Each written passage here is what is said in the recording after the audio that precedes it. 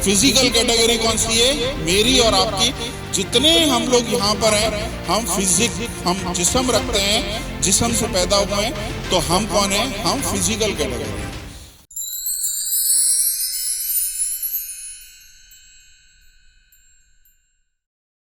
अब इस दुनिया में अगर 8.2 बिलियन लोग हैं और वो सारे के सारे जिस्म रखते हैं, तो फिर स्पिरिचुअल लोग कौन है?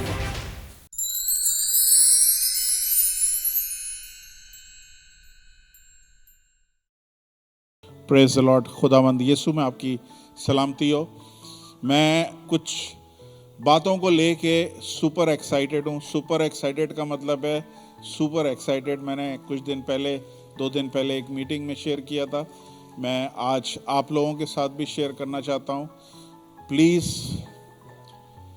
बाज़ दफ़ा खुदा का कलाम आपके लिए एकदम से खुल जाता है। जो चीज़ें मेरी आंखों के सामने बंद थी, नज़र आता था, मुझे पढ़ता था मैं 20 दफ़ा, हर चीज़ मैं करता था, गुजरता था, समझ में भी आती थी, लेकिन एकदम से आसमान खुला नहीं था मेरे लिए। और ये पहली दफ़ा नहीं हुआ, ये 2009 में एक दफ़ा हुआ था, जब खुदा ने एकदम से मेरे सामने अपनी चीज़ों को रिवील किया। और जिस तरह रिवील किया उसने, उससे पहले की जितनी भी मेरी फाउंडेशन थी ना, सबको ख़त्म कर दिया। ऐसा लगा किसी ने डायनामाइट लगा के ना वो फाउंडेशन तबाह कर दिए और एक नई बिल्डिंग 2009 में खुदा ने खड़ी करी। और अब से कुछ 1-2 हफ्ते पहले वो जो बिल्डिंग खड़ी करी थी, वो भी डायनामाइट लगा के उड़ा दी है। अब खुदा ने कुछ और मुझे दिखाया है, और मैं इस चीज़ के लिए आपसे दिल से बोल रहा हूँ, प्लीज़ एक भी लफ्ज़ मेरे मुंह से निकला हुआ ज़मीन पे ना गिरे। कोशिश करिएगा, संभाल लें। आपकी बॉस हैं? गई? अच्छा। कोशिश करिएगा उसे आप संभालें, रिटेन करें, क्योंकि ये जितने नौजवान हैं, ख़ास तौर पे जितने नौजवान हैं, प्लीज़ ध्यान से सुने। अगले महीने मैं 56 साल का हो जाऊंगा, 56 ईयर्स का। 56 ईयर्स में मुझे ये राज पता चल रहा है जो मैं आपको बताने वाला हूं। तो आप लोगों इतने लकी हो, मुबारक हो, कि जो चीज़ मुझे 56 साल के बाद पता चली या मुझे समझ में नहीं आई वो चीज़, वो खुदा आपके सामने शो कर रहा है। तो इसलिए बड़े ध्यान से चीज़ों को सुनिएगा, समझिएगा, क्योंकि ये हमारे कलीसियाओं की सूरत को बदल देगा, हमारी ज़िंदगियों को ये कलाम बदल देगा, हमारे सोचने समझने के सारे जो ढंग है ना, वो एकदम से चेंज हो जाएंगे। मैंने इस कलाम का उन्वान कोई भी नहीं रखा है। मैं आप लोगों के लिए खुला छोड़ना चाहता हूं कि आप लोग इसको क्या रखना चाहते हैं। मेरे जहन में, दिल में ये था कि मैं एक उन्वान दूं, टॉपिक दूं इसको। उसका वो है, behave like a child of God. क्या है? Behave like a child of God. Hallelujah. ये शायद हो सकता है, क्योंकि जितनी आमद हो रही है, मैं उसे कंटेन नहीं कर पा रहा हूँ, संभाल नहीं पा रहा हूँ। मैं पूरी कोशिश कर रहा हूँ कि मैं उस चीज़ को मैं छोटे छोटे टुकड़ों में काटूं, ताकि आप लोगों में से हर एक को समझ में आए, चाहे छोटा है, चाहे बड़ा है, चाहे बच्चा वहाँ बैठा हुआ है, सबके समझ में आए। और ये राज आज आप लोग, आज नहीं, ये अगले 1 महीने तक चलेगा, आप लोग ये ज़रूर लेके जाएं अपने साथ। हालेलुया। मैं दिल से बोल रहा हूँ, प्लीज़ हाथ जोड़ के बोल रहा हूँ, बड़े ध्यान से समझिएगा, सुनिएगा। इधर आप लोग चर्च में आए हैं, मैं नहीं चाहता आपका टाइम वेस्ट हो। मैं चाहता हूँ आप आए हैं तो ज़िंदगी में आप ये कलाम से वो ब्लेसिंग को रिसीव करें। हम कलाम सुनते हैं लेकिन ब्लेसिंग नहीं आती।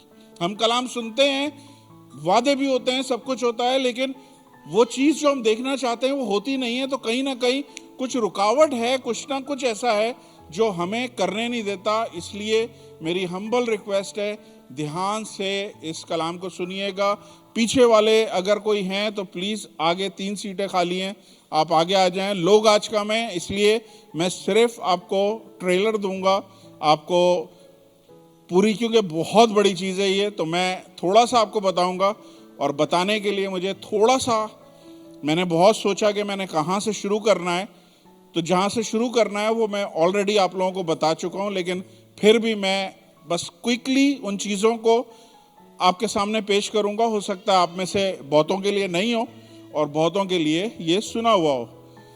तो मेरे साथ निकालें पहला करंथियों उसका 15 बाब और उसकी 44 आयत। फर्स्ट करंथियंस। इंडियंस शायद ना समझ पाएं, लेकिन मैं फिर भी समझाने की कोशिश करता हूं। नफसानी जिस्म बोया जाता है और रूहानी जिस्म जी उठता है। जब नफसानी जिस्म है तो रूहानी जिस्म भी है। खुदा यहाँ पे दो जिस्मों की बात कर रहा है। प्लीज सबने ध्यान से सुनना है। आज फोटोग्राफी बंद कर दो, बस सिर्फ मेरे कलाम को सुनो। खुदा के बैठ गया सब, ध्यान से सुने। बाइबल दो जिस्मों की बात कर रहा है। लिखा है एक नफसानी जिस्म है। नफसानी जिस्म इंग्लिश में से नेचुरल बॉडी लिखा हुआ है, जो इस वक्त नेचुरल बॉडी है, और रूहानी जिस्म स्पिरिचुअल बॉडी है। तो बाइबल में लिखा हुआ है कि नफसानी जिस्म यानी नेचुरल जिस्म जो है वो जिस्म बोया जाता है। जब हम कब्र में डालते हैं इस जिस्म को, तो वो जिस्म जो नेचुरल बॉडी है वो मर जाती है, और उसके फौरन बाद ही एक हमारा रूहानी जिस्म होता है जो हमें नजर नहीं आता। वो खुदा के पास जाता है और उसकी फिर अदालत होती है, उसे किस जगह खुदा ने भेजना है। तो नफसानी जिस्म बोया जाता है और रूहानी जिस्म उड़ जाता है। जब नफसानी जिस्म है तो रूहानी जिस्म भी है। तो खुदा का कलाम क्या बार बार बोल रहा है कि जिस तरह नेचुरल बॉडी है, इसी तरह स्पिरिचुअल बॉडी भी है। स्पिरिचुअल बॉडी हमें नजर नहीं आती है। तो मैं आपसे पूछूंगा, आप सांस ले रहे हैं या ऑक्सीजन आपको नजर आती है? और आप बोलेंगे जो चीज नजर नहीं आती उस पर बिलीव नहीं कर सकता, तो 10 मिनट के लिए यूं नाक बंद कर लें, बिलीव हो जाएगा खुद ही।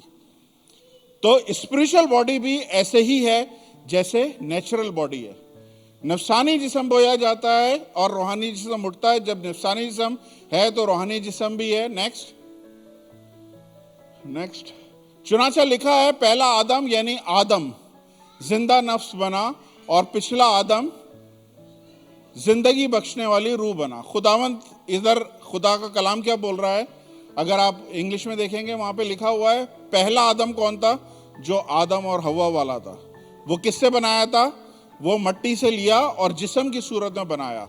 और फिर उसके बाद लिखा हुआ है, इंग्लिश में देखेंगे तो आपको क्लियर समझ में आएगा, एक पहला आदम था और एक लास्ट आदम है। लास्ट आदम कौन है? खुदावंद यीशु मसीह है। तो पहला आदम कौन था? पहला आदमी यानी आदम जिंदा नफ्स था। वो जिंदा था, यूं इस तरह से जिंदा था, सांस लेता था। लेकिन जो लास्ट आदम था वो जिंदगी बख्शने वाली रूह था। ठीक है, वो जिंदगी बख्शता था। नेक्स्ट आगे। लेकिन रूहानी पहले नहीं था, पहले जिस्मानी था, ये नफसानी था, इसके बाद रूहानी हुआ। समझ में आ रहा है? पहले कौन पैदा हुआ था? जिस्मानी पैदा हुआ था, उसके बाद रूहानी यीशु मसीह बाद में आया। नेक्स्ट। पहला आदमी जमीन से यानी खाकी था और दूसरा आदमी आसमानी है। अब तो और क्लियर हो गया, मेरा ख्याल है पूरी वर्सेस आपको समझ में आ गई हैं। पहला आदमी जमीन से था यानी खाकी था और दूसरा आदमी आसमानी था। खुदावंद यीशु मसीह आसमान से आए थे। ठीक है, नेक्स्ट। जैसा वो खाकी है वैसे और भी खाकी हैं। यहां पे खुदा कुछ और फर्दर समझा रहा है और क्या बोल रहा है? जैसा पहला आदम था जिस्मानी, ऐसे और भी जिस्मानी हैं और भी जिस्मानी। आज मैंने चेक करी है, पॉपुलेशन 8.2 बिलियन लोगों की पॉपुलेशन है जो इस वक्त जिस्मानी जिस्म रख के इस दुनिया में जी रहे हैं। तो बोल रहा है जैसे वो जिस्म रखता था, ऐसे और भी हैं जो जिस्म रखते हैं, जिनमें मैं और आप शामिल हैं। और जैसा वो आसमानी है वैसे ही और भी आसमानी है। खुदा क्या बोल रहा है? जैसा वो जिस्मानी था ऐसे और भी जिस्मानी है, और जैसे यीशु रूहानी था, स्पिरिचुअल था, ऐसे और भी स्पिरिचुअल है। अभी आप साइड पे इधर उधर देखेंगे, आपको स्पिरिचुअल नजर नहीं आएंगे लोग। ठीक है, आपको सिर्फ जिस्मानी नजर आएंगे। नेक्स्ट। जिस तरह हम उस खाकी की सूरत पर हैं, उसी तरह उस आसमानी की सूरत पर भी होंगे। जिस तरह हम आदम की सूरत पे हैं, इसी तरह एक दिन हम मसीह की सूरत में भी डेवलप हो जाएंगे। अब ध्यान से सुनिए। खुदा आसमान से जब जमीन की तरफ देखता है, मैं ऊपर चढ़ूं, खुदा आसमान से जब जमीन की तरफ नीचे देखता है तो उसे दो तरह के लोग नजर आते हैं, एक खाकी और एक आसमानी, एक फिजिकल और एक स्पिरिचुअल। समझ में आई? खुदा आसमान से जब नीचे देख रहा है, वो ये नहीं देख रहा इसमें मसीह कितने हैं, इसमें मुस्लिम कितने हैं, इसमें हिंदू कितने हैं, इसमें दूसरे धर्म के कितने हैं। खुदा आसमान से नीचे देख रहा है, उसे दो कैटेगरी सिर्फ नजर आ रही हैं, एक फिजिकल कैटेगरी और एक स्पिरिचुअल कैटेगरी। फिजिकल कैटेगरी कौन सी है? मेरी और आपकी। जितने हम लोग यहां पर हैं, हम जिस्म रखते हैं, जिस्म से पैदा हुए हैं, तो हम कौन है? हम फिजिकल कैटेगरी हैं। अब इस दुनिया में अगर 8.2 बिलियन लोग हैं और वो सारे के सारे जिस्म रखते हैं, तो फिर स्पिरिचुअल लोग कौन है? खुदा वो दो लोगों को जो देख रहा है, उसमें एक का तो मुझे समझ में आ गया कि ये 8.2 बिलियन है। वो जो दूसरी साइड है स्पिरिचुअल, वो कितने बिलियन है उसका नहीं पता। तो आज हम इस चीज को यहां से शुरू करेंगे और धीरे धीरे इसको आगे लेके चलेंगे ताकि आपको समझ में आए। तो पहली कैटेगरी कौन सी है? पहली कैटेगरी कौन सी है? फिजिकल, मैं और आप हैं। Job chapter 14, job 14:1। इंसान जो औरत से पैदा हुआ है थोड़े दिनों का है और वो दुख से भरा हुआ है। तो खुदा क्या बोल रहा है यहां पे कि जो पहली कैटेगरी है वो कौन है? वो लोग हैं जो औरत से पैदा हुए हैं और वो कुछ दिन के हैं और दुखों से भरे हुए हैं। ये पहली कैटेगरी है। इस दुनिया में जो भी शख्स आया है वो औरत के थ्रू आया है। कोई है जो आसमान से सीधा टपका हो? कोई भी नहीं है। हर एक शख्स औरत के जरिए आया है। इवन खुदा ने जब अपने बेटे को जमीन पे भेजना था तो भी औरत के जरिए ही भेजा। तो इस दुनिया में जितने भी लोग हैं वो कौन है? वो औरत से पैदा हुए हैं और थोड़े दिन के हैं और दुखों से भरे हुए। अब जितने भी हम सब हैं, हम सब अच्छे से जानते हैं हमारी जिंदगी लिमिटेड है और हमारी जिंदगी में तकलीफें भी हैं, दुख भी हैं, प्रॉब्लम्स भी हैं। अंडरस्टैंड? ठीक है। तो ये पहली कैटेगरी है जो खुदा बता रहा है कि वो लोग जो औरत से पैदा हुए हैं वो थोड़े दिन के हैं और दुखों से भरे हुए हैं, और ये वो लोग हैं जिनको खुदा ऊपर से देख रहा है। तो जो पहली कैटेगरी है वो किससे पैदा हुए हैं? बोलें जोर से। औरत से पैदा हुए हैं। ठीक है। अब दूसरी कैटेगरी कौन सी है? दूसरी कैटेगरी वो है, आपके सामने निकालिए, पहला John, 1 John chapter 5 verse 4 to 5। एक तो कैटेगरी कौन सी थी? जो औरत से पैदा हुई है। अब खुदा एक और इंट्रोड्यूस करा रहा है और बता रहा है क्या कि कुछ लोग ऐसे भी हैं जो खुदा से पैदा हुए हैं। औरत से जो पैदा हुए हैं वो थोड़े दिन के हैं और दुखों से भरे हुए हैं, लेकिन जो खुदा से पैदा हुए हैं, जो कोई खुदा से पैदा हुआ है वो दुनिया पर गालिब आता है। आपको फर्क नजर आ रहा है दोनों जगह पे? जो औरत से पैदा हुए हैं थोड़े दिन के हैं और दुखों से भरे हुए हैं, और जो खुदा से पैदा हुआ है वो किस पे गालिब आया है? दुनिया पे। दुनिया का मतलब है दुनिया की हर एक चीज पर, दुनिया की हर एक टेम्पटेशन पर, दुनिया के हर एक गुनाह पर, दुनिया के हर एक चैलेंज पर, दुनिया के हर एक आजमाइश पे वो शख्स गालिब आया है जो खुदा से पैदा हुआ है। और आगे है वो गलबा जिससे दुनिया मगलूब होती है। कौन है? अब ये सेकंड वाली आयत को मैं बाद में करता हूं, लेकिन पहले मैं पहली आयत आपको बताऊं। वो लोग जो खुदा से पैदा हुए हैं वो कौन लोग हैं? वो उसका मुझे सिर्फ आप लोगों को बताना है, क्योंकि ये चीज बड़ी इंपॉर्टेंट है। यहीं से ये समझो इसकी फाउंडेशन है, यहीं से ये चीज शुरू होगी और यहीं से आपको चीजें समझ में आएंगी। तो कितने लोग हैं जो औरत से पैदा हुए हैं? हाथ उठा सकते हैं। जो नहीं उठाएगा मैं समझूंगा। हाँ, मैं देख रहा हूं। नाजिया, कौन कौन औरत से पैदा हुआ है? अरे शक है, सब पैदा हुए हैं। अब आपसे दूसरा सवाल है, आप में से कितने लोग हैं जो खुदा से पैदा हुए हैं? उठा लें। जो समझते हैं जो खुदा से पैदा हुए हैं वो अपने हाथ उठा लें। ठीक है। तो इट ऑलमोस्ट 50% लोग हैं जो खुदा से पैदा हुए हैं, 50% लोग हैं जिनको नहीं पता कि खुदा से किस तरह पैदा होते हैं। हालेलुया। तो पहले ये चीज आपको पता चल जाए कि अगर आप खुदा से पैदा होंगे तो आपकी जिंदगी में विक्ट्री होगी, आपकी जिंदगी गलबे वाली जिंदगी होगी। कोई आपके सामने ठहर नहीं सकता, कोई सिचुएशन आपके सामने रुक नहीं सकती। अगर आप खुदा से पैदा होंगे तो आप 100%, ये बाइबल झूठ नहीं बोल सकती, 100% दुनिया पे गलबा रखेंगे। हालेलुया। और खुदा से कैसे पैदा होते हैं? खुदा से कैसे पैदा होते हैं? खुदा से पैदा होते हैं, एक आदमी खुदावंद यीशु मसीह के पास आया और उसको खुदावंद यीशु मसीह ने क्या कहा, देख लें जॉन 3:3 ऑनवर्ड। देख लें जी। यीशु ने जवाब में उससे कहा, मैं तुझसे सच कहता हूं कि जब तक कोई नए सिरे से पैदा ना हो वो खुदा की बादशाही में को देख ही नहीं सकता।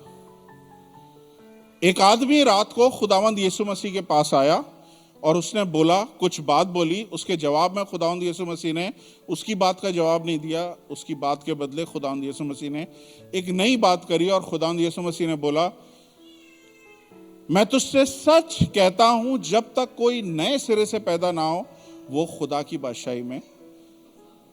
ये देखें, बाइबल का फाउंडेशन है, ये बाइबल की बुनियाद है, ये बाइबल का आप समझ लें एक ऐसा दरवाजा है जिसे आप खोलते हैं और आप दूसरी तरफ आ जाते हैं। उससे पहले आप उस दरवाजे में रहते हैं। वो दरवाजा कौन सा है? ये दरवाजा कौन सा है?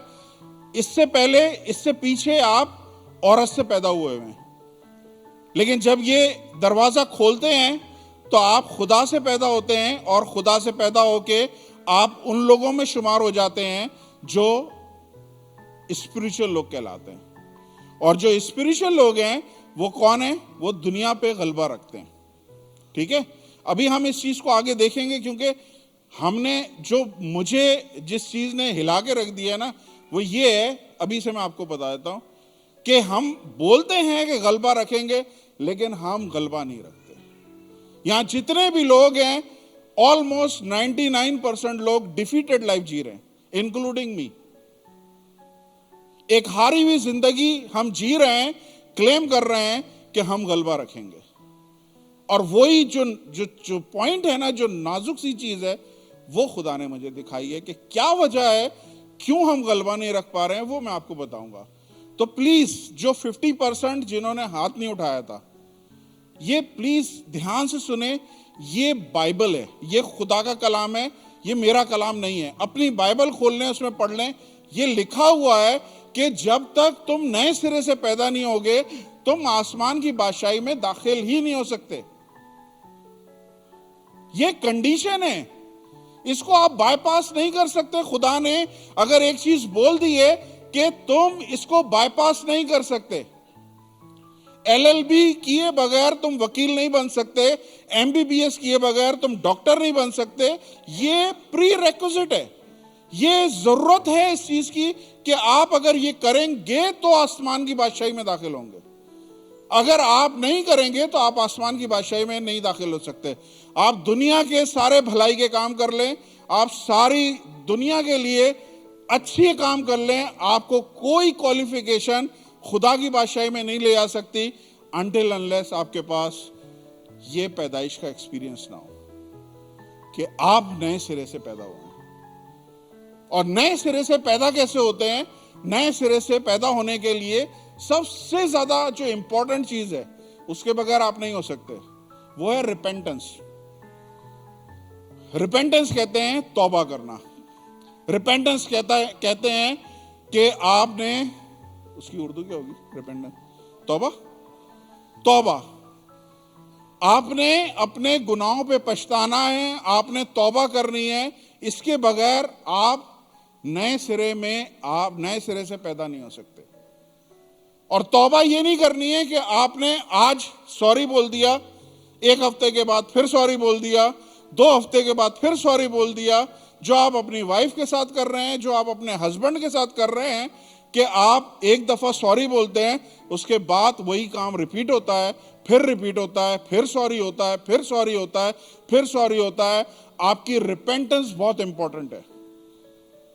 जितने लोग यहां पे बैठे हैं जिन्होंने नई लाइफ का एक्सपीरियंस किया है, जिन्होंने तौबा करी है, बपतिस्मा लिया है, प्लीज ध्यान से सुने कि आपकी रिपेंटेंस कैसी थी। आपने जिसके साथ या जिससे बपतिस्मा लिया था उस टाइम पे आपको कुछ पता भी था या नहीं पता था, या किसी ने बोला और आपने कर लिया? तो आपकी रिपेंटेंस जो है वो ट्रू होनी चाहिए, वो 100% फर्म होनी चाहिए कि यस, मैं रिपेंट करता हूं इस चीज पे, अब मैं इसे दोबारा दोहराऊंगा नहीं। ये आपके पास बिलीव होना चाहिए, ये आपके पास इतनी श्योरिटी होनी चाहिए कि मैं जो बोल रहा हूं मैं वो करके दिखाऊंगा। मैं आपको बता रहा हूं, आप करके ना भी दिखाओगे ना, खुदा मदद करेगा, क्योंकि खुदा दिल को देखता है। अगर आप संजीदगी से रिपेंट करेंगे, खुदा आपको नए लाइफ में शामिल करेगा, आसमान की बादशाही में शामिल करेगा। रिपेंटेंस के बाद दूसरी चीज किया है, वो है कि आपने पानी में डूब के बपतिस्मा लेना है। मैंने इस पे बहुत सारी टीचिंग करी हुई है, आप पुराने यूट्यूब के मैसेजेस सुन लीजिएगा, मैं उसमें नहीं जाना चाह रहा। लेकिन ये खुदारा, ये कोई डॉक्ट्रिन नहीं है, ये किसी का मजहब चेंज नहीं हो रहा, किसी की डिनोमिनेशन चेंज नहीं हो रही। आप जिस मजहब में हैं आप उसी मजहब में रहें, जिस डिनोमिनेशन में उसी डिनोमिनेशन में रहें। आप अपनी डिनोमिनेशन में रह के खुदा के कलाम को पूरा कर सकते हैं। अगर कर सकते हैं तो करें, ये सिंपल है। आपने जिस कब्रिस्तान में जाना है उस कब्रिस्तान में आपको दफना देंगे, जिस तरह से आपकी नमाज जनाजा पढ़वानी है वैसे ही पढ़वाएंगे। लेकिन खुदा के लिए जो खुदा का कलाम बोल रहा है, या तो बोल दो ये सब गलत है, सब झूठ है, इसको मैं नहीं मानता, फिर खत्म, फिर कोई बात ही नहीं है। लेकिन अगर आप मानते हो खुदा का कलाम है और खुदा का कलाम आपको बोल रहा है कि आपने तौबा करनी है और बपतिस्मा लेना है, जो अपने गुनाहों से तौबा करेगा, ईमान लाएगा, अपने मुंह से इकरार करेगा और पानी का बपतिस्मा लेगा, वो कौन क्या करेगा? वो नजात पाएगा। और जैसे ही आप नजात पाएंगे, जैसे ही आप बपतिस्मा लेके पानी से निकलेंगे, खुदा आपका लिए वो दरवाजा खोल देगा जिसमें आप औरत से जो पैदा हुए थे वो एक तरफ हो गया, खुदा आपको उस जगह पे लेके आ जाएगा कि आप स्पिरिट में स्पिरिट बीइंग हो जाएं, आप रूहानी तौर पे पैदा हो जाएं। समझ आ रही है प्लीज?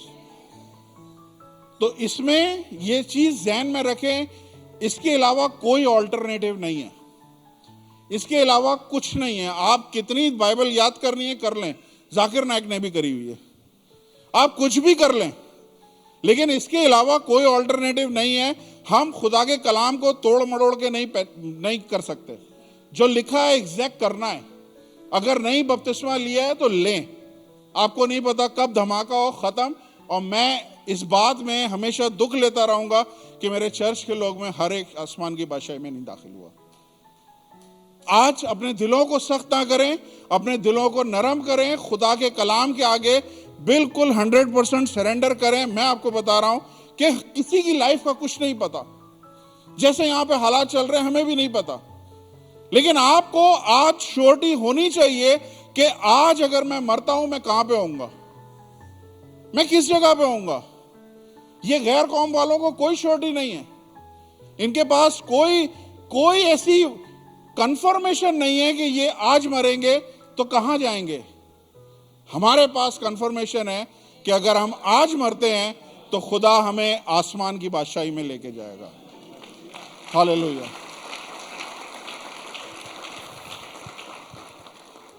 तो आप आसमान की बादशाही में दाखिल नहीं हो सकते अगर आप नए सिरे से पैदा नहीं होंगे।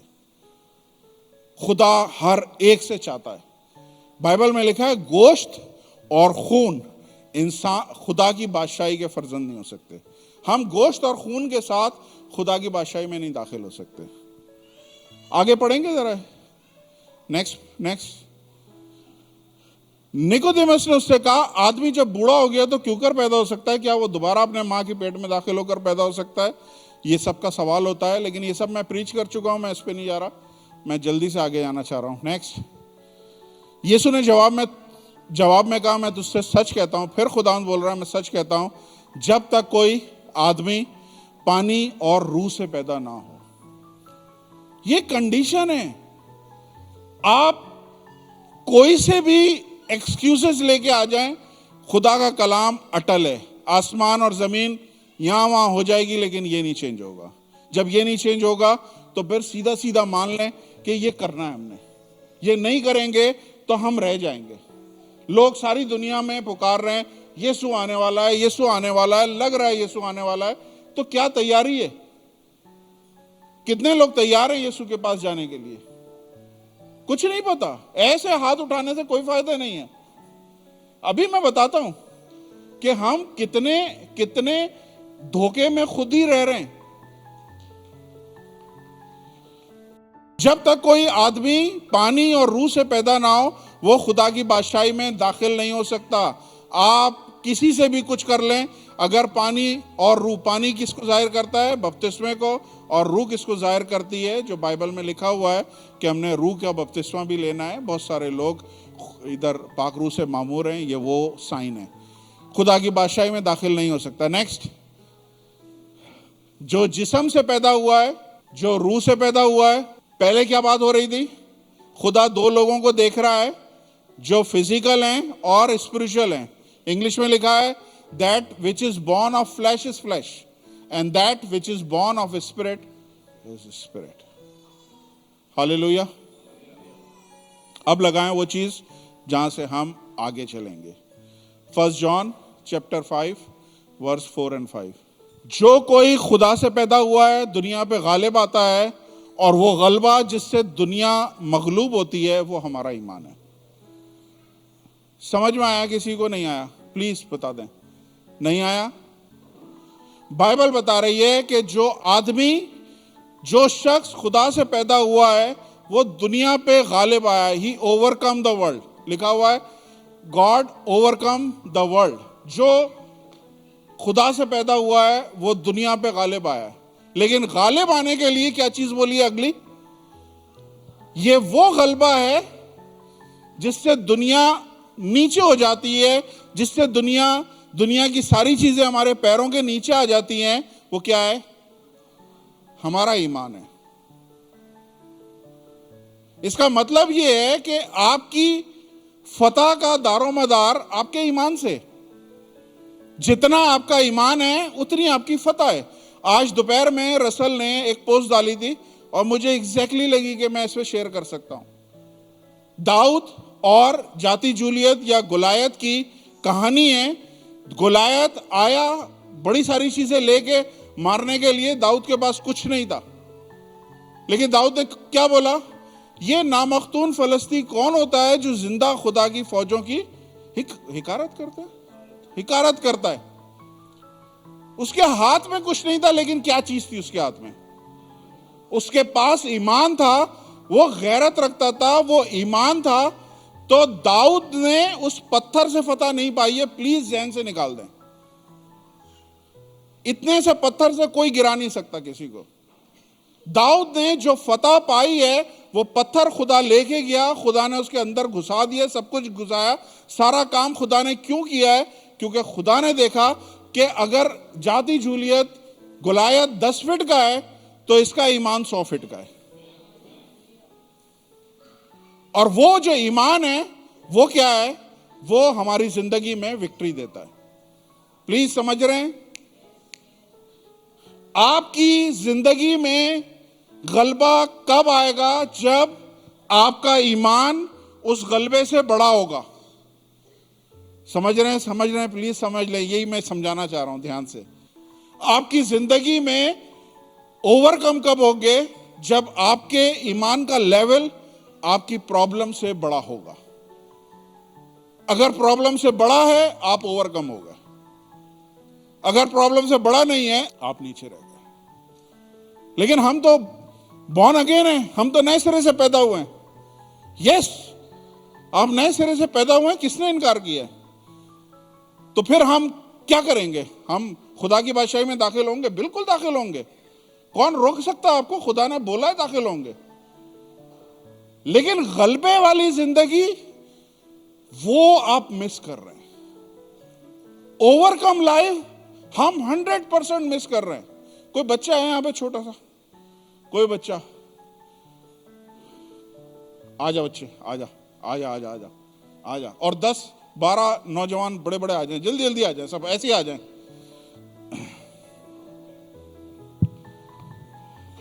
बस यूं करके खड़े हो जाओ। आ जाओ सब, जल्दी से आ जाओ, जल्दी से आ जाओ। अरे इधर से भी आ जाओ यार, आ जाओ जल्दी से, आ जाओ जल्दी से, आ जाओ जल्दी से। 12 लोग आ जाए।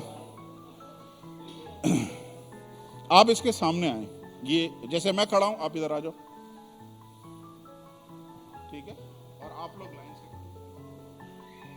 नहीं अपोजिट खड़े।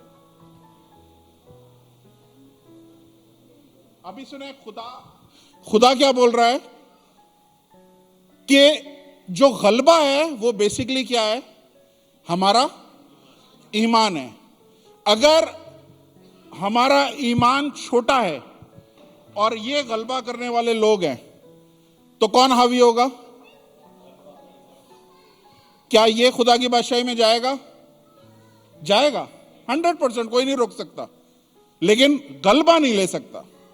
तो गलबे के लिए क्या होगा कि इसको अपने ईमान को बढ़ाना होगा, इसको इनकी हाइट से ऊपर लेके जाना पड़ेगा, तब ये गलबा पा सकता है। अब मैं आप सबसे सवाल करता हूं, ध्यान से सुनिएगा, ठीक है? ध्यान से सब सुनिएगा। मान लें ये अदनान भाई हैं, ये अदनान भाई आप में से कुछ की सिगरेट है, सुन रहे हैं? आप में से कुछ की सिगरेट है, आप इस पे गलबा क्यों नहीं पा रहे? मैं नहीं पूछूंगा कितने लोग सिगरेट पीते हैं, लेकिन मैं पूछ रहा हूं कि आप इस सिगरेट पे गलबा क्यों नहीं पा रहे हैं? क्योंकि आपका ईमान सिगरेट से भी छोटा है। अगर सिगरेट से बड़ा होता तो आप इस पे गलबा पा लेते। हालेलुया। प्लीज तशरीफ रखें, आप आ जाइए। आप नहीं, बाकी सब खड़े रहें, आप बैठे सिर्फ। ये मान लें वो लोग जो ड्रिंक करते हैं, वो लोग जो शराब पीते हैं, और ये आपका ईमान है। आप हर एक चीज पे ओवरकम हो गए, लेकिन शराब नहीं छूट रही। उसकी वजह क्या है? इसकी वजह यह है कि कहीं ना कहीं मैं ईमान में कमजोर हूं, तभी मैं शराब के आगे हथियार डाल देता हूं। समझ आ रही है? प्लीज समझ रहे हैं सब? आप भी तशरीफ रखें,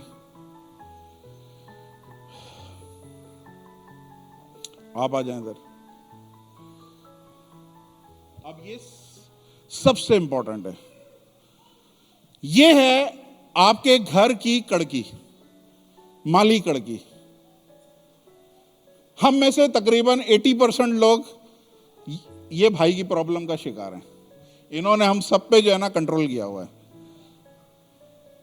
80% लोग जो हैं वो सबके आगे सही हो गए हैं, लेकिन इधर ये ओवरकम नहीं हो पा रहे हैं। पिछले 10 साल हो गए हैं स्ट्रगल करते हुए, लेकिन हालात नहीं बदल रहे। पिछले 20 साल हो गए हैं स्ट्रगल करते हुए, लेकिन हालात नहीं चेंज हो रहे। प्लीज समझ रहे हैं आप लोग? समझ आ रही है? मैं कोशिश कर रहा हूं बहुत आसानी से आप लोगों को कन्विंस कर सकूं। तो कड़की क्या है? कड़की, या आप समझ लें गुर्बत। पिछले 4 नस्लों से ये गुर्बत आपके घर में है, और घर में पास्टर पैदा हो रहे हैं। बाप भी पास्टर, दादा भी पास्टर, उसका बेटा भी पास्टर, सारे पास्टर, और सब लोग किसको देख रहे हैं? गोरों को। कोई पैसा दे दे, कोई कुछ दे दे, किसी तरह से हमारी हेल्प कर दे, किस तरह से हमें खाने को मिल जाए। हम लोग सब किसको देख रहे हैं? लेकिन एक भी शख्स में इतना ईमान नहीं है 3 नस्लों के पास्टरों में कि इस गुर्बत से ऊपर अपने ईमान को उठा सके, ताकि जैसे गुलायत पे उसने गलबा पाया, ऐसे इस पे गलबा पा सके। हालेलुया। तशरीफ रखें, आ जाएं। अब प्लीज इमोशनल नहीं होना, सेंसिटिव नहीं होना, ध्यान से सुन लें। इस चर्च में कुछ लोगों को ये लगेगा जोर से। ये उन जोड़ों की बेऔलादी है जो इस वक्त यहां खड़ी है। आपको खुदा ने बोला है you will overcome, you will overcome. कोई दुनिया की पावर नहीं है जो आपको नीचे रख सके। तो कहां पे प्रॉब्लम, कहां पे आ रही है? प्रॉब्लम आ रही है कि हम इस बेऔलादी के आगे उतना ईमान नहीं उठा पा रहा है कि हम इसको अपने पैरों के नीचे लेके आ सकें। हालेलुया। समझ में आई? Please I? समझ आ रही है? सोनिया, हंसने की जरूरत नहीं है। ओके, आप भी तशरीफ रखें। नेक्स्ट आ जाएं, आप आ जाएं। ये आपके जिस्मों में एक बीमारी है, समझ लो, जो जा नहीं रही है। आपने डॉक्टर भी देख लिए, आपने हकीम भी देख लिए, आपने दुआएं भी करा ली, दुबई का कोई पास्टर नहीं छोड़ा जिसके आगे अपने सर नहीं झुकाया हो, आपने सारे सर्कस कर डाले, लेकिन बीमारी नहीं जा रही है। इसका मतलब क्या है? इसका मतलब है कि हम कहां पे लैग कर रहे हैं? ईमान में लैग कर रहे हो तो क्या हम खुदा की बादशाही में दाखिल हो सकते हैं?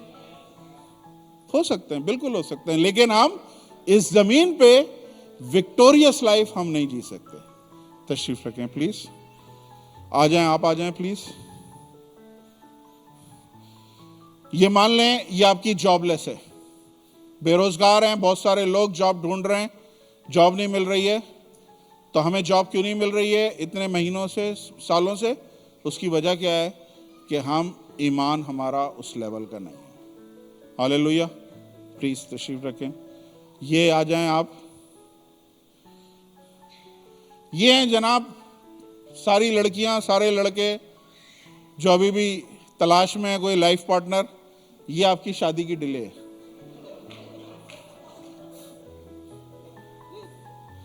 अरे पास्टर साहब, मैं टाइथ पूरी देता हूं, थैंक यू वेरी मच। मैं चंदा भी बराबर डालता हूं, थैंक यू वेरी मच। मैं पास्टरों को सपोर्ट भी करता हूं, चर्च को भी सपोर्ट करता हूं, चर्च में आके सफाई का काम भी मैं करता हूं, वेरी गुड। लेकिन ये क्या चीज है? लाइफ पार्टनर क्यों नहीं आ रहा है? ये प्रॉब्लम आपके सामने खड़ी हुई है गुलायत की तरह, क्यों नहीं आप इसको ओवरकम कर पा रहे हैं? उसकी वजह क्या है कि हमने ईमान में ग्रो किस तरह होना है ये नहीं सीखा। हालेलुया। यूनुस भाई आप भी आ जाएं। यूनुस भाई के लिए क्या बचा? यूनुस भाई के लिए बचा एक जो हम नौजवानों में आजकल बड़ा प्रॉब्लम है, वो है गंदे क्लिप्स देखना। इसको देखे बगैर रह नहीं सकते, डर्टी क्लिप्स। आप समझ लें ये वो आपके सामने है। आप सब ट्राइयां कर ली हैं, सब कोशिशें कर ली हैं, लेकिन ये इसके आगे आप फतामंद नहीं हुए। और मैं बता रहा हूं, इस चर्च में मैं कुछ लोगों को पर्सनली जानता हूं कि जिन्होंने इस पे गलबा पाया है। सो एवरी प्रॉब्लम, जो भी आपकी प्रॉब्लम है, आप उस पे फाते ठहर सकते हैं अगर आप अपने ईमान को उस लेवल के हिसाब से कर लें। Praise the lord. Thank you. बच्चे के लिए जोरदार तालियां। क्या नाम है? एरविन। एरविन। एक और एरविन आ गया हमारे पास। Praise the lord. हालेलुया। अब सुने, मैं बंद करने लगा हूं। ये सिर्फ मैंने आपको एक ट्रेलर दिया था। क्या मैं नए सिरे से पैदा हुआ हूं? क्वेश्चन। क्या मैंने ठीक तौर पे रिपेंटेंस करी है? मैं ठीक तौर पे तौबा कर पाया था उस टाइम पे? क्या मेरा बपतिस्मा सही था? क्या मैं खुदा के कलाम के साथ जोक तो नहीं कर रहा हूं?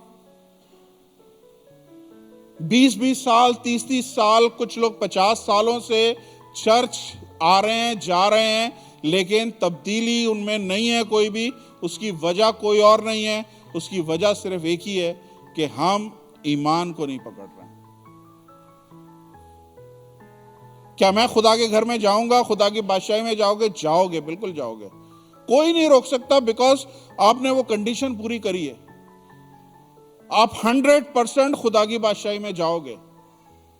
लेकिन प्रॉब्लम क्या आ रही है? मैं रिग्रेट किस बात पे कर रहा हूं, मुझे अफसोस किस बात का है, मैं गुस्सा किस बात पे हुआ हूं?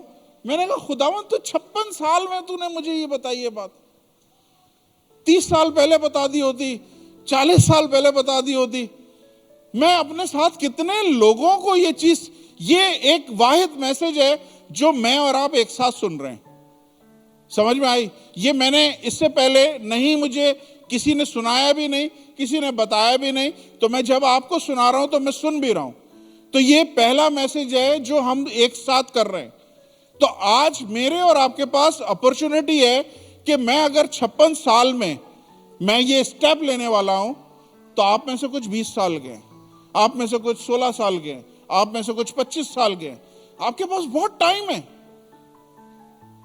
आप धीरे धीरे धीरे धीरे धीरे धीरे करके आप उस लेवल पे आ सकते हो जो बाइबल बोल रही है कि तुम दुनिया पे गलबा पाओगे। नहीं, ये नहीं हो सकता, खुदा का कलाम गलत बोल रहा है। बाइबल में लिखा है, खुदा झूठ नहीं बोलता, let every man will be liar. खुदा का कलाम झूठ नहीं बोलता, हर एक चीज इसके अलावा जो है वो झूठ है, लेकिन ये सच है। हालेलुया। ओए होए, बिल्कुल टाइम गुजर गया।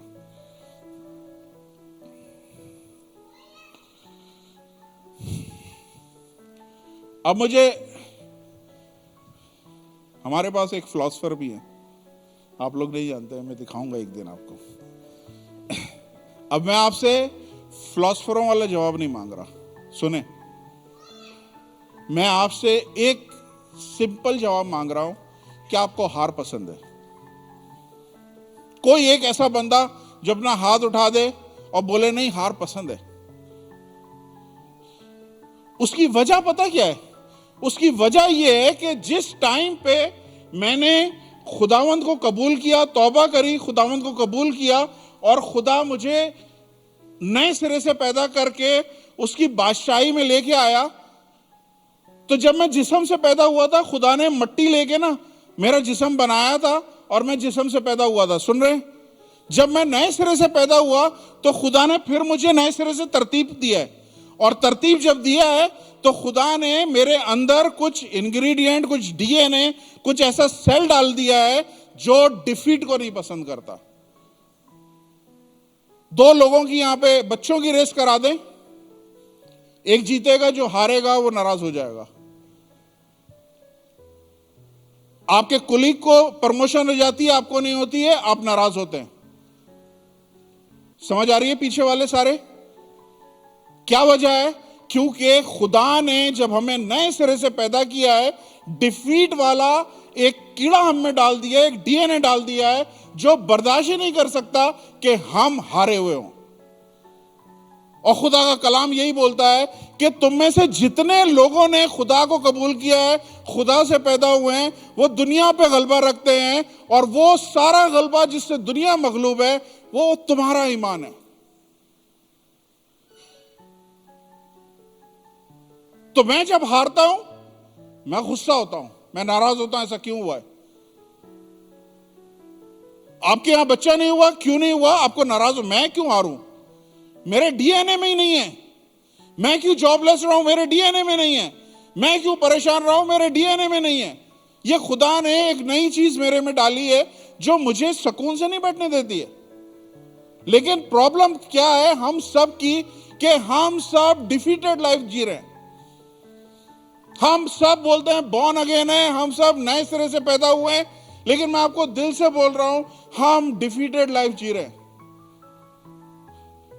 हर एक की जिंदगी में कोई ना कोई ऐसी जगह है जहां पे वो मिजरेबली हार गया। चाहे वो आपकी कड़की हो गई, चाहे आपकी जॉब हो गई, चाहे आपका घराना हो गया, चाहे आपका रिलेशनशिप हो गया, चाहे कुछ भी हो गया, उस जगह पे आप डिफीटेड हैं। और इस डिफीट के साथ आप आसमान की बादशाही में चले जाएंगे, 100% चले जाएंगे। लेकिन कसूर खुदा का नहीं है। खुदा ने आप में वो सब कुछ, सारी एबिलिटी रखी है कि अगर आप वो लेंगे, उसको आप एक्सरसाइज करेंगे। आने वाले दिनों में सब चीजें बताऊंगा आपको। जब आप एक्सरसाइज करेंगे, आप डिफीटेड नहीं रहेंगे। हर एक चीज अगर खुदा बोल रहा है, let the word of God be truth, let every man will be liar, जो कुछ खुदा ने बोला है वो सच है। इस पे ईमान रखें। मेरी जिंदगी में कोई ऐसा एरिया नहीं होना चाहिए जहां पे मैं ओवरकम ना हूं, जहां पे मैं गलबा ना पाऊं। अब आप अपने सामने देख लें, मेरे हालात नहीं चेंज हो रहे, आपकी गलती है। मेरी सिचुएशन नहीं बदल रही है, आप इस पे काम करें। किस तरह से काम करना है ये अगले संडे में आपको बताऊंगा, किस तरह से हम अपने ईमान को ग्रो कर सकते हैं। हालेलुया, समझ आई?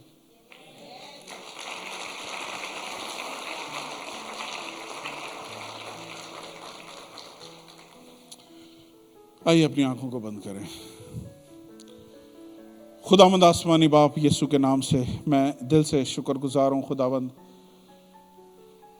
कि इवन जिंदगी के इस हिस्से में खुदावंद आपने मेरी आंखों को खोला और इतना रोशन खोल दिया खुदावंद कि मुझे चीज़ें बड़ी साफ नज़र आ रही हैं। और खुदावंद मैंने इस चीज़ को छुपाया नहीं अपने लोगों से, क्योंकि अगर 56 साल मैंने स्ट्रगल करी है तो मेरे चर्च के लोग स्ट्रगल ना करें। ये आज ही से इस चीज़ को अपनी ज़िंदगी में लें और खुदावंद इस पे काम करें। खुदावंद अगर आपने बोला है कि हम ओवरकमर हैं तो हम ओवरकमर हैं, इसके बाद कोई दूसरे ऑप्शन की गुंजाइश ही नहीं है। खुदावंद है बाप, हमें तैयार कीजिए कि हम अपने ईमान को किस तरह आगे बढ़ाएं, किस तरह हम ग्रो हों, किस तरह हम इस ईमान में और स्टेप बाय स्टेप आगे बढ़ते जाएं। यीशु के नाम से मैं इन सब बेटे बेटियों पे, बहन भाइयों पे, बुजुर्गों पे आपकी बरकत चाहता हूँ। आपका कुदरत वाला हाथ इनके ऊपर हमेशा रहे खुदावंद। ये खुदावंद चर्च के मेंबर ना बने, ये चर्च की मैनेजमेंट के ना लोग हों, ये चर्च की लीडरशिप के ना लोग हों, ये चर्च में कलाम सुनाने वाले, वर्शिप करने वाले ना हो, ये ओवरकमर हो खुदावंद, ये सब ओवरकमर हो। और जब चर्च ओवरकमर होगा तो इसका मतलब है कि church rule the world, church के लोग रूल करेंगे सारी दुनिया पे। हमें खुदा ने रूलरशिप बताई है। हम इस मसीहा को, इस खुदा को जानते हैं, उस सेवियर को जानते हैं जिसने गुनाह पे फतह पाई है, जिसने शैतान पे फतह पाई है, जिसने कब्र पे फतह पाई है, जिसने मौत पे फतह पाई है, जो खुद विक्टोरियस लाइफ जिया है। और उसने बोला है कि जितनों ने उसे कबूल किया है उसने उन्हें खुदा के फर्जंद बनने का हक बख्शा है। अगर यीशु मसीह खुदा का अकलौता पहलौटा बेटा है तो हम उसके बाद आने वाले बेटे बेटियां हैं। अगर खुदा का एक बेटा विक्टोरियस है और बाकी बेटे बेटियां लूजर्स हैं तो इसका मतलब है गड़बड़ है। हम खुदावंद विक्टोरियस जिंदगी जीना चाहते हैं, रूल करना चाहते हैं, रेन करना चाहते हैं।